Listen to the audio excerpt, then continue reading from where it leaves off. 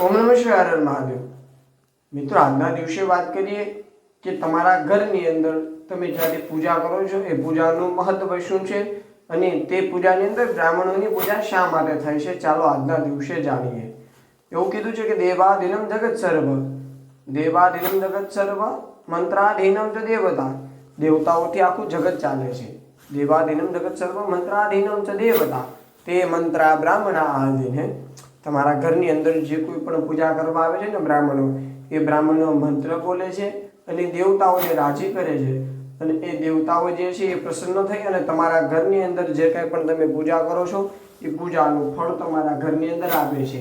એટલા માટે કીધું કે બ્રાહ્મણોની પૂજા કરવી જ જોઈએ। સવારમાં ઉઠીએ અને તમે જે કોઈ પણ તમારા ઈષ્ટ માનતા હોય, જે કોઈ પણ તમે તમારા દેવી દેવતાઓની પૂજા કરો છો, એનું ધ્યાન સ્મરણ માત્ર અને એનો દીવો કરી અને તમારા જીવનની શુભ શરૂઆત કરવાની છે। ઓમ નમઃ શિવાય, હર હર મહાદેવ।